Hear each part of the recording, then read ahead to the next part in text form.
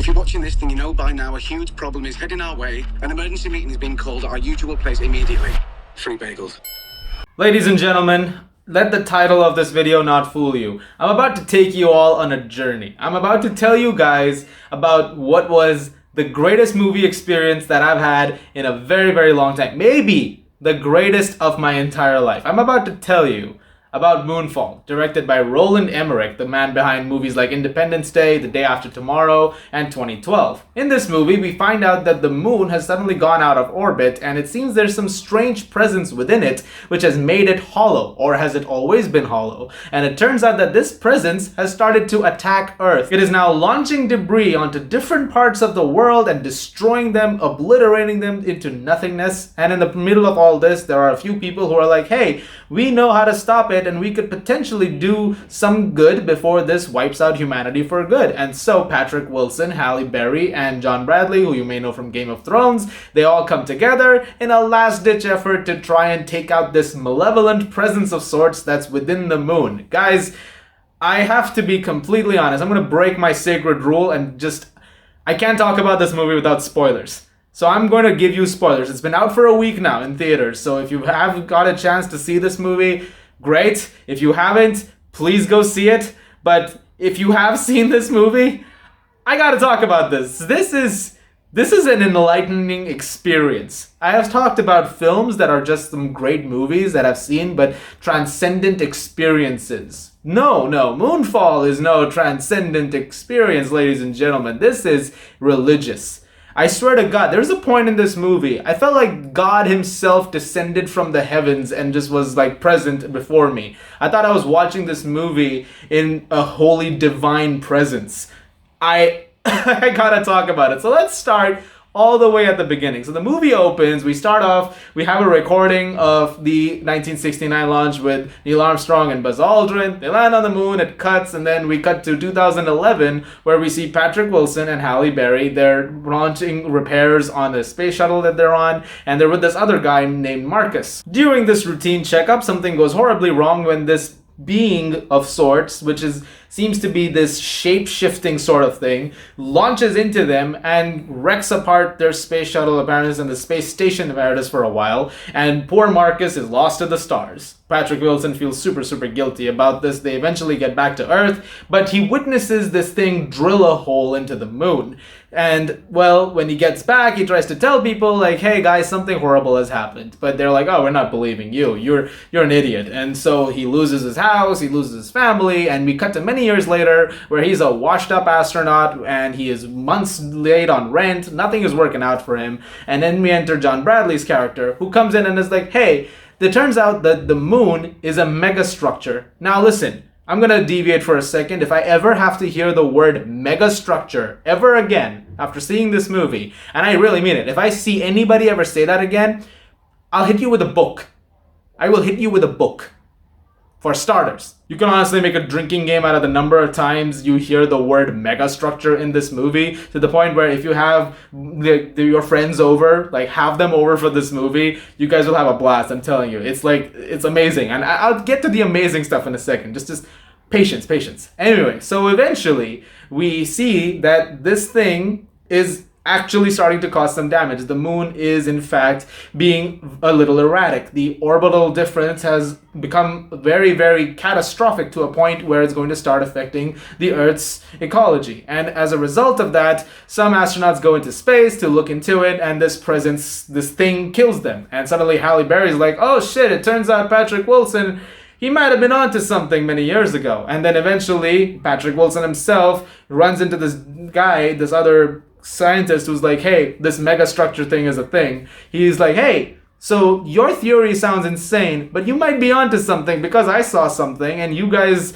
well, no one's really believing me, so there's nothing that's going to be done. But as the moon becomes more and more erratic, natural disasters start to take place and things eventually become very unstable, and so suddenly they have to think of a mission in order to go into orbit and basically confront the moon, which is orbiting so close to the Earth now that every now and then the camera cuts to these ominous shots of the moon rising over a skyline and the music just going and just It is amazing, I'm telling you. And eventually they finalize a plan and they get into a space shuttle, which takes a lot of effort, and there's a lot of things that they have to move around in order to make this mission happen, which is insane in itself. And eventually we get into this much more entertaining second half of the film. The first half is a lot of build-up. There's also a subplot in here about Patrick Wilson's son who's in jail, but nobody cares about that really. He eventually does become a character, and then eventually he has to help other people in order to survive, including his mom, who is Patrick Wilson's ex-wife, who's with a different guy played by Michael Pena, who runs a Lexus dealership.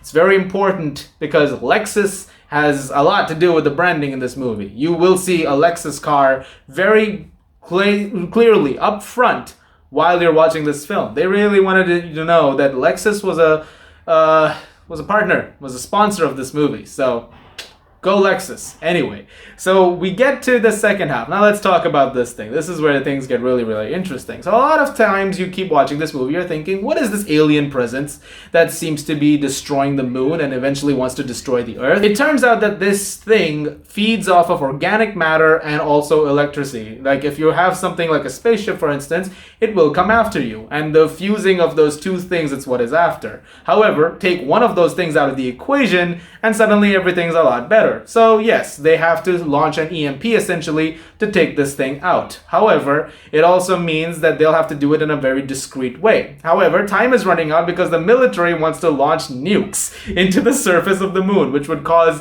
a mass radioactive fallout and would kill even more people than the moon would probably do. A really, really great plotline. Anyway, and eventually they go inside this hole that was drilled in many, many years ago by this being. And when they enter this place, and it's like, it's the rings. There are metallic rings and an entire ecosystem that exists within. And it turns out that the moon, it's not real. It's like a spaceship. But it's not really. I'm going to talk more about that in a second. Believe me, I'm getting to it. And eventually, they enter this thing, this presence of sorts, this thing tries to kill them again, and eventually is blocked out by this door. And eventually, when the astronauts come to inside, it turns out that this moon is a being in itself. Apparently, our forefathers created artificial intelligence. And as...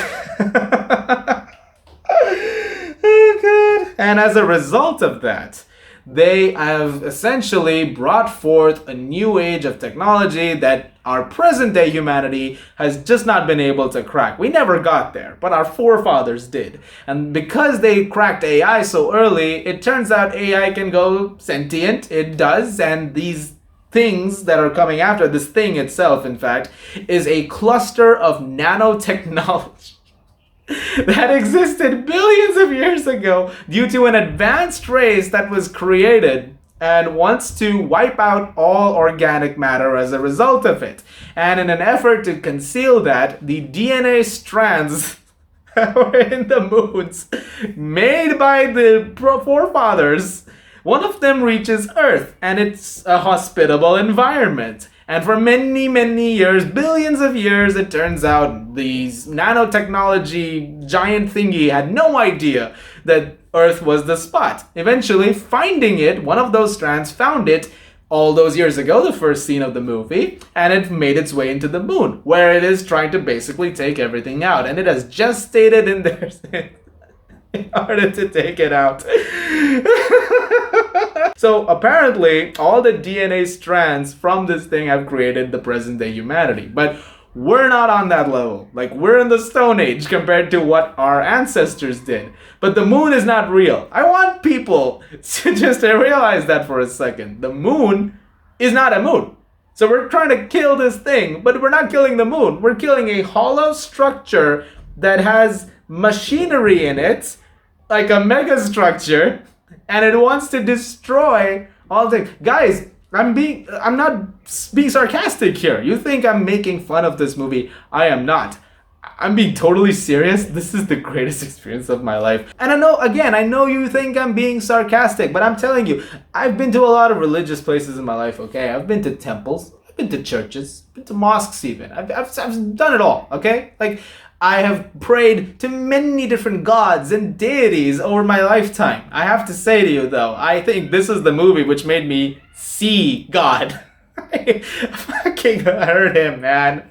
Oh my god, I'm telling you, he himself was like the heavens opened. I'm not even lying to you. My third eye opened, man. I have achieved enlightenment that no place of wisdom or enlightenment has ever been able to do. I have seen and felt presence before, but divine presence to this extent? Never. And eventually, yeah, they all team up to take out this other alien life form thingy, this nanotechnology thing with the EMP.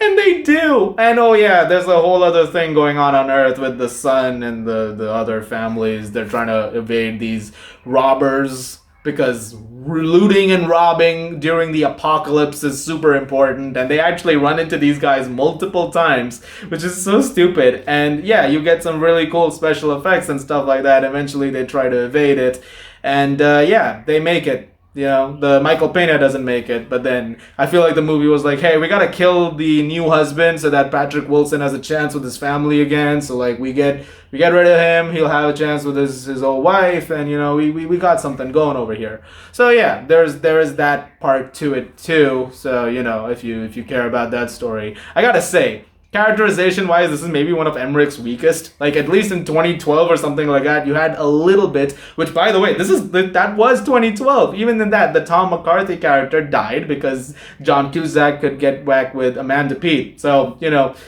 all it goes around comes around. But do you know what the best part is?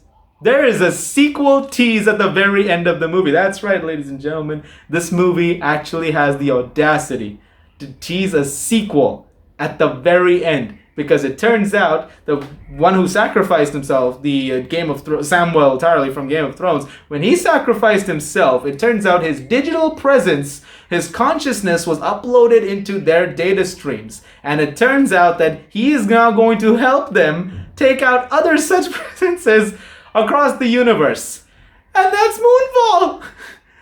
Big tub of popcorn!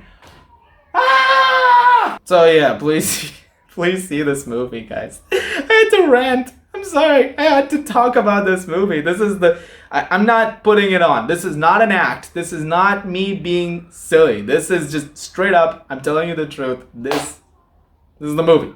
This is it. So yeah, I can't even rate it. It's just beyond expectations. I'm telling you, religious experience, you know, transcendent, divine, all that stuff. I can't rate it.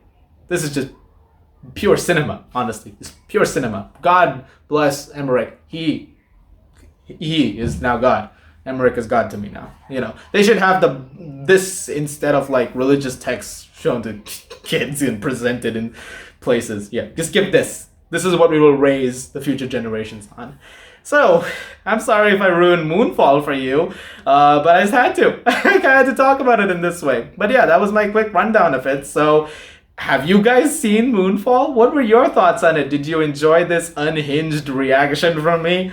I'm sure I missed out a bunch of other stuff. There must be something I've missed, right? Like something about math calculations and all of this. Like, how do you calculate math during this? Like, it's just like, you go with the flow. Oh yeah, so just, you know, watch the moon get killed or the moon try to kill, and then you gotta kill the moon. Like, I mean, honestly, props to the studios on greenlighting this thing. This was beautiful. Oh right, there's a Donald Sutherland cameo in this. It's so random, but he shows up for one scene. Like, he's like, oh yeah, it was all a cover-up, actually, we tried to hide it. Yeah, so that's why your friend is crazy. Yeah, anyway, he's not actually crazy. We just didn't want the world to know that this was happening. Yep. So guys, thank you very much for watching. I have a much more sane and level-headed review for Death on the Nile later. I'll talk more about that film as well. I really want to. You guys are the best as always. If you like this, please do subscribe. And yeah, enjoy Moonfall, guys.